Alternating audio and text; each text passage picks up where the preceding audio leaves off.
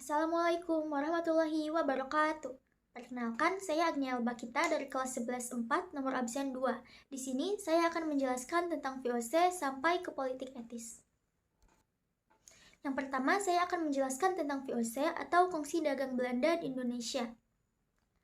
Latar belakang VOC adalah para pedagang Belanda satu sama lain bersaing untuk meraup keuntungan yang berlimpah. Pada saat itu, Belanda perang melawan Perancis dan Spanyol. Pemerintah Belanda ingin menyatukan para pedagang Belanda dalam satu kongsi dagang, karena mereka percaya ini akan menjadi senjata ampuh dalam militer dan ekonomi. Atas prakarsa Prins Maurits, VOC resmi didirikan pada 20 Maret 1602 di Amsterdam, Belanda. VOC dikenal oleh 17 orang atau Heren 17.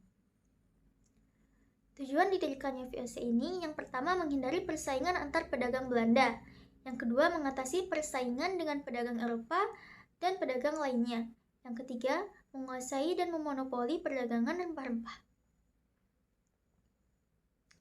VOC awalnya hanya kongsi dagang, namun bertindak seperti begara atau wakil pemerintahan Belanda di Indonesia. VOC juga mendapat hak istimewa yaitu hak oktroy. Yang pertama, hak pencetak uang sendiri. Yang kedua, hak memelihara angkatan perang.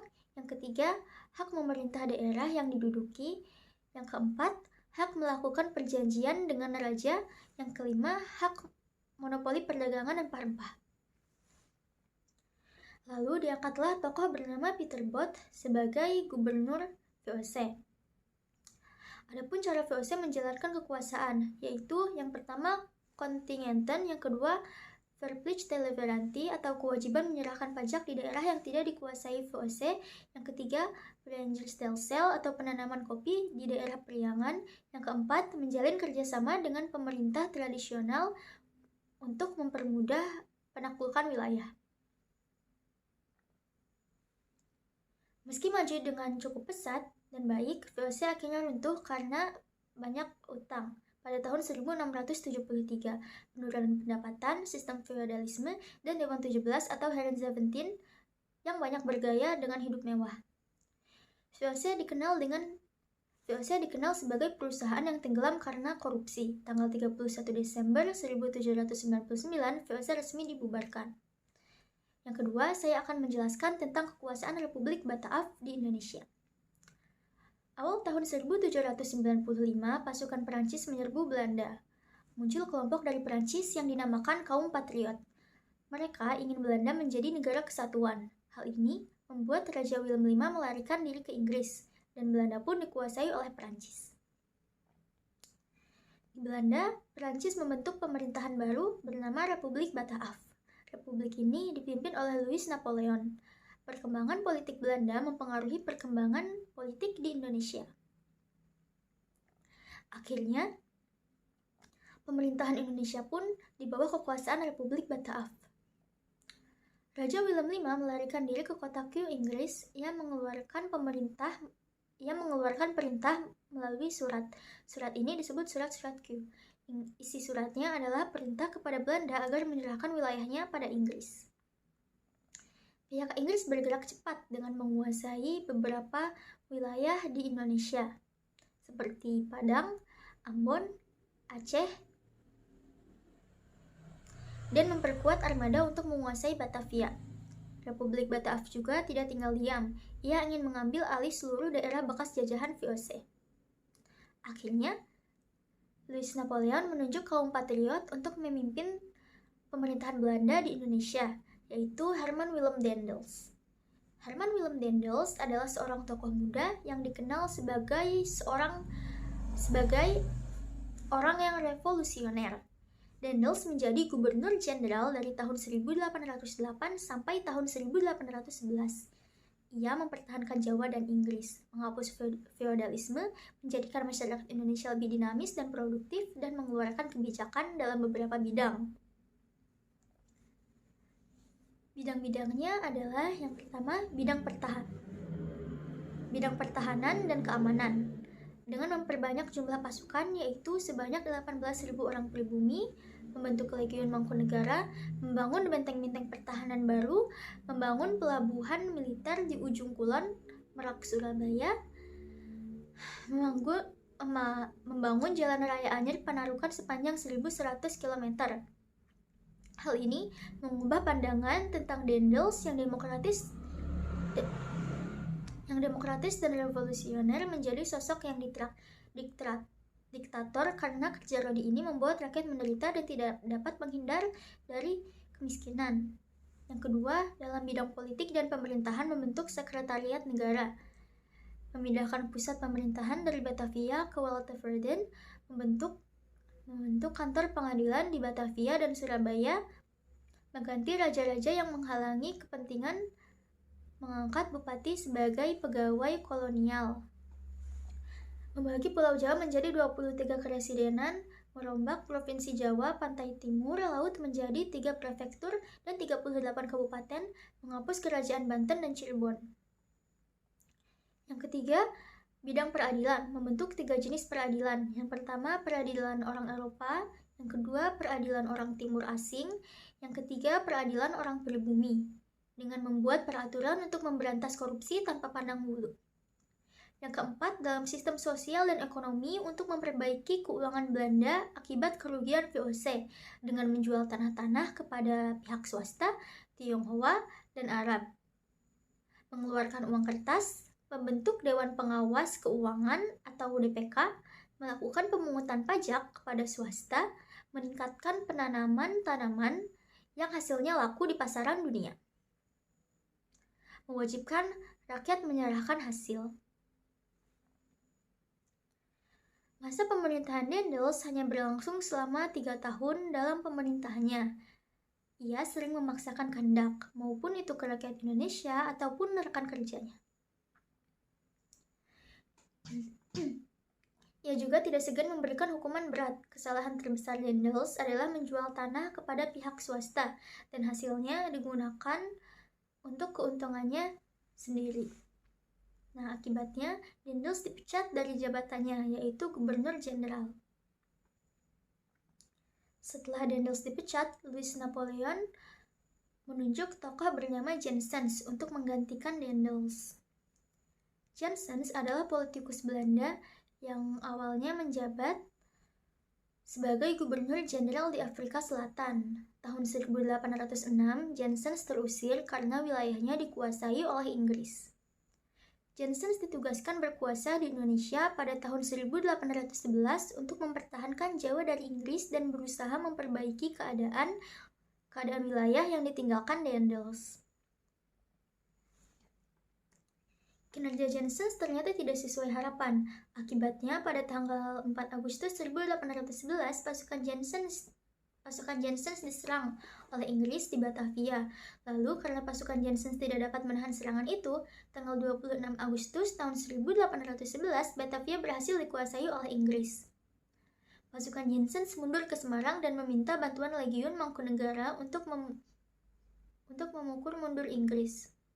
Sayangnya, pasukan Inggris lebih kuat. Inggris berhasil mengalahkan pasukan Janssens di daerah Tuntang Salatiga. Pada tanggal 18 September, Belanda dipaksa menandatangani perjanjian Tuntang. Dalam perjanjian itu, Belanda mengakui kekalahannya. Pulau Jawa diserahkan kepada Inggris. Semua tentara menjadi tawanan Inggris. Orang-orang Belanda dapat dipekerjakan dalam pemerintahan Inggris.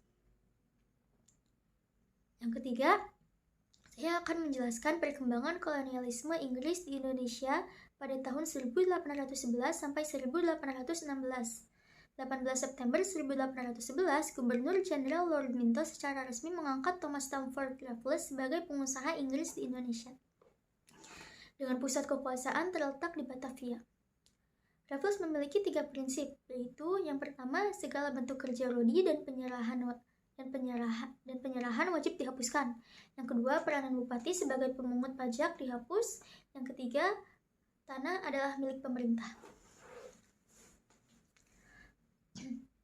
Raffles membuat beberapa kebijakan, yaitu yang pertama, bidang politik dan pemerintahan yang berisi menjalin hubungan baik dengan penguasa lokal, membagi Pulau Jawa menjadi 18 keresidenan, mengangkat para bupati sebagai pemerintah dan mendapat gaji dalam bentuk tunai, Raffles sering mencampuri urusan kerajaan lokal. Contohnya mencampuri urusan kerajaan lokal, yaitu konflik Keraton Yogyakarta. Raffles mengirim pasukan dari Inggris untuk menyerang Keraton Yogyakarta demi menurunkan tahta Sultan Hamengkubuwono II yang dianggap akan menjadi penghambat kekuasaan Inggris di Indonesia. Yang kedua, dalam bidang sosial dan ekonomi. Raffles adalah sosok yang revolusioner dalam bidang ekonomi. Ia berupaya memajukan perekonomian Indonesia dengan tujuan untuk meningkatkan keuntungan pemerintah Inggris. Jadi, kebijakan Raffles adalah yang pertama, menghapus segala bentuk penyerahan wajib. Yang kedua, menghapus sistem kerja rodi dan perbudakan. Yang ketiga, memonopoli garam. Yang keempat, menjual tanah kepada swasta dan melanjutkan penanaman kopi. Yang kelima, memberi kebebasan dalam usaha perdagangan. Yang keenam, memberlakukan sistem sewa tanah. Menurut Raffles, pemerintah adalah satu-satunya pemilik tanah yang sah. Oleh karena itu, diterapkanlah sistem sewa tanah atau land rent dengan beberapa ketentuan. Yang pertama, petani harus menyewa tanah meskipun ia pemilik tanah tersebut. Yang kedua, harga sewa tanah tergantung pada kondisi tanah. Yang ketiga, pembayaran sewa tanah dilakukan dengan uang tunai. Raffles adalah orang yang ingin memperbaiki tanah jajahan dan meningkatkan kemakmuran rakyat. Raffles menjadikan desa sebagai unit administrasi pemerintah agar desa berkembang dan produksi hasil bumi meningkat, yang membuat hidup rakyat membaik sehingga hasil penarikan pajak untuk tanah menjadi besar. Namun, dalam menjalankan tugas atau pekerjaan ini, Raffles memiliki banyak kendala, seperti yang pertama, sulit lepas dari budaya penjajah.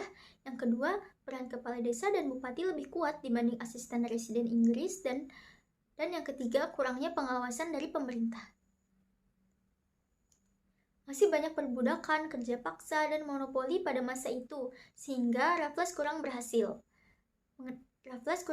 mengendalikan tanah jajahan sesuai dengan keinginan atau sesuai dengan idenya, yang artinya pada saat itu masa pemerintahan Raffles tidak ada perubahan dan rakyat Indonesia tetap menderita. Meski memberikan efek negatif kepada rakyat, adapun hal positif dalam pemerintahan Raffles. Yang pertama, adanya buku yang berjudul The History of Java. Yang kedua, mengangkat kembali Sultan Sepuh yang ditahan pada masa pemerintahan Dendels sebagai Sultan Yogyakarta. Yang ketiga, adanya Kebun Raya Bogor. Yang keempat, ditemukannya bunga Rafflesia arnoldi. Yang kelima, dibentuknya perkumpulan budaya dan ilmu pengetahuan. Contohnya, Batavia Genossenscape. Masa pemerintahan Raffles dianggap kurang menguntungkan bagi Inggris, hingga akhirnya pada tahun 1815 Raffles digantikan oleh John Vandal. Tidak lama setelah pergantian kepemimpinan itu, Pulau Jawa harus diserahkan kembali pada Belanda pada tahun 1816. Kekuasaan Belanda di Indonesia pada tahun 1816 atau masa awal kekuasaan, kondisi ekonomi Belanda saat itu krisis karena banyak mendanai perang. Untuk memperbaiki kondisi ekonominya, tahun 1829, Van den Bosch mengajukan usulan kepada Raja Belanda tentang sistem politik dan ekonomi. Menurut Van den Bosch, untuk memperbaiki perekonomian Belanda adalah dengan cara melakukan penanaman tanaman di tanah jajahan. Tanamannya adalah tanaman yang laku di pasar dunia.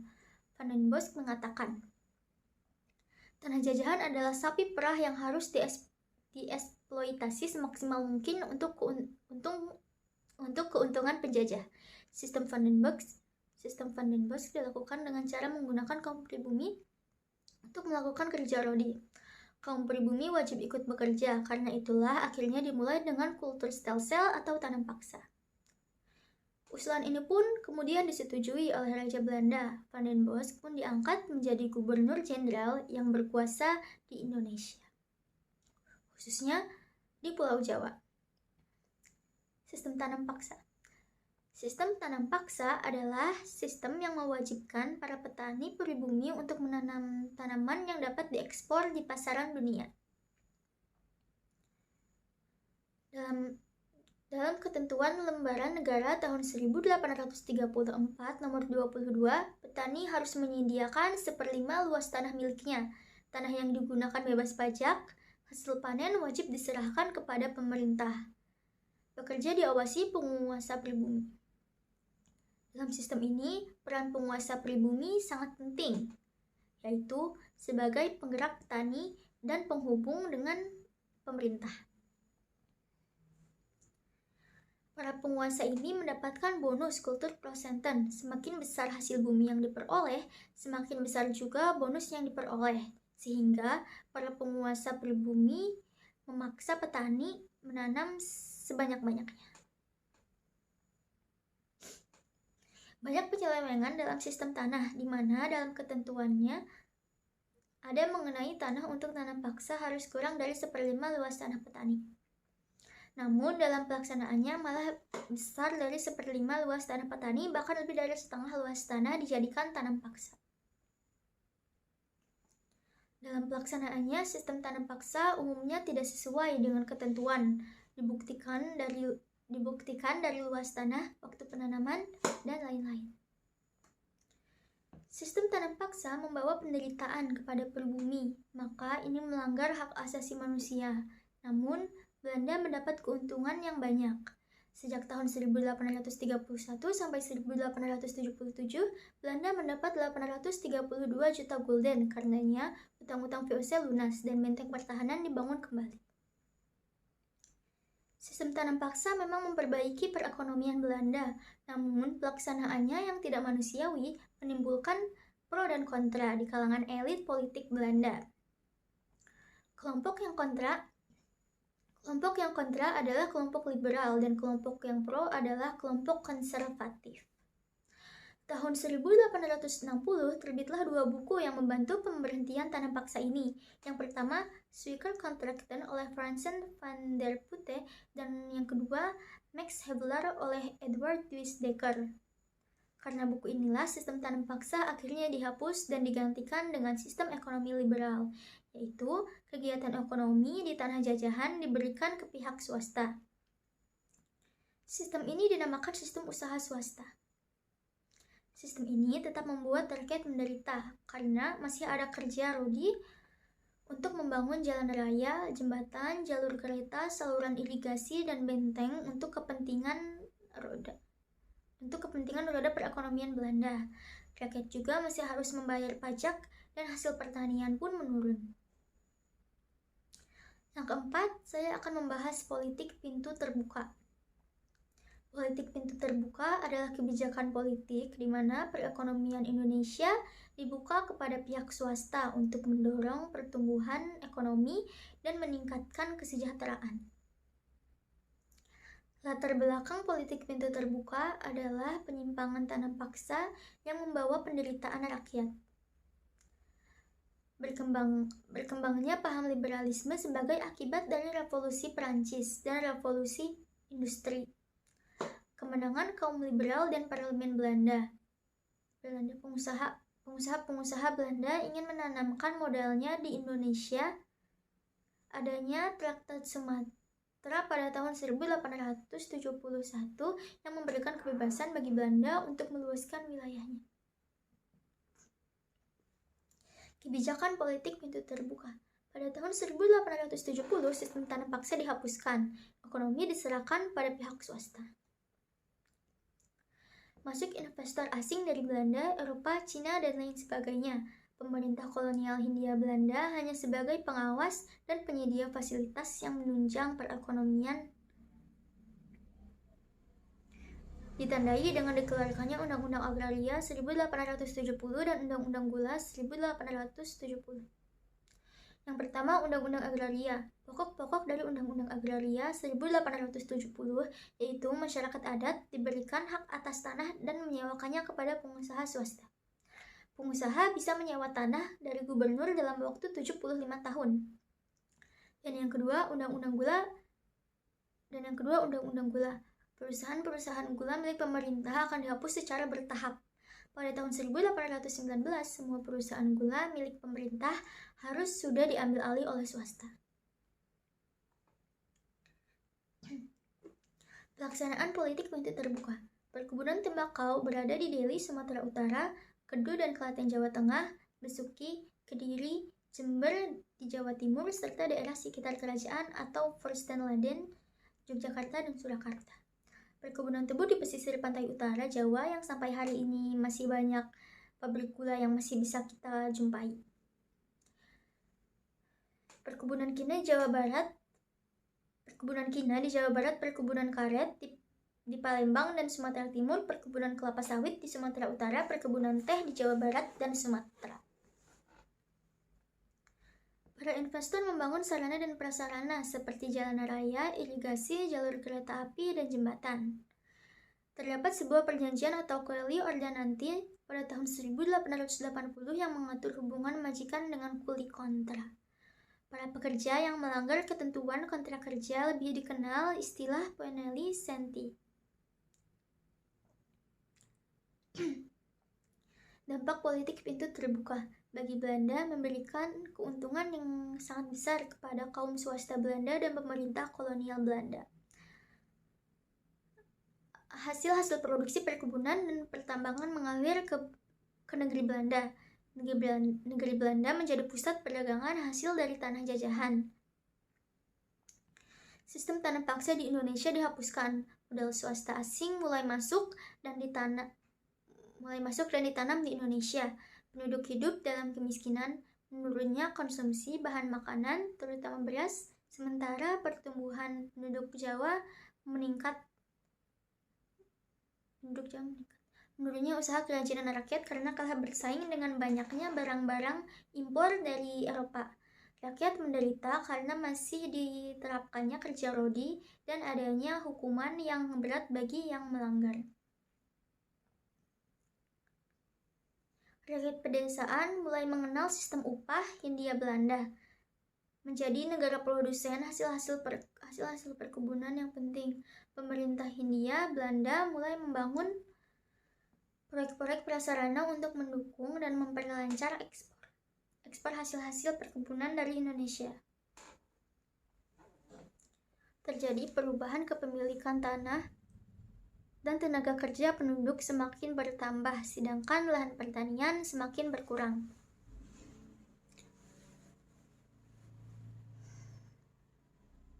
Akibatnya, timbul kelaparan di mana-mana. Yang terakhir yang akan saya bahas adalah politik etis. Politik etis atau politik balas budi. Latar belakangnya kemakmuran yang dialami Belanda dan kemiskinan yang menimpa bangsa Indonesia. Dicetuskan oleh Theodore van Deventer dan Peter Brushwood. Van Deventer menerbitkan artikel yang berjudul In a Rescue, yang berarti hutang kehormatan, dalam jurnal The Gates pada tahun 1899. Van Deventer menyusun program yang perlu dilaksanakan di Indonesia dalam rangka membalas budi. Caranya dengan meningkatkan kehidupan bangsa Indonesia. Pada 17 September 1901, Ratu Wilhelmina menerapkan politik etis. Dengan program yang pertama edukasi, pendidikan dengan membuka sekolah-sekolah model barat, diharapkan lahir kesetaraan dan emansipasi. Yang kedua, irigasi, pembangunan sarana dan prasarana pertanian, membangun sarana irigasi subsidi untuk industri dan kerajinan pribumi. Yang ketiga, imigrasi, melakukan program perpindahan keluar Jawa sampai di Suriname, tujuannya untuk memeratakan jumlah penduduk. Penyimpangan politik etis. Yang pertama, edukasi untuk mendapatkan tenaga kerja terdidik yang upahnya rendah. Yang kedua, imigrasi bukan untuk memeratakan penduduk, akan tetapi untuk memenuhi tenaga kerja di perkebunan luar Jawa. Berdirinya sekolah, pembangunan sekolah yang memunculkan kaum terpelajar. Sekolah angka 1 dengan pelajaran membaca, menulis, dan berhitung diperuntukkan bagi anak pegawai negeri dan orang kaya. Sekolah angka 2 atau sekolah rakyat yang diperuntukkan bagi anak pribumi pada umumnya dengan pelajaran membaca, menulis, dan berhitung. Pada tahun 1914, sekolah dasar utama dijadikan HIS, Hollandse Inlandse School, dengan lama pendidikan 7 tahun. Sekolah angka 2 mempunyai lama pendidikan 5 tahun atau SD 5 tahun. Jenjang SMP atau MULO, Middelgebreed Lager Onderwijs, yang merupakan kelanjutan dari HIS dan Sekolah Rendah Belanda. Pada jenjang SMA didirikan AMS atau Algemene Middelbare School yang terdiri atas jurusan ilmu pasti dan ilmu sastra. AMS sederajat dengan HBS, Hoger Burger School, yaitu sekolah menengah atas untuk anak-anak Belanda. Sekolah tinggi kedokteran atau STOVIA, School tot Opleiding van Inlandse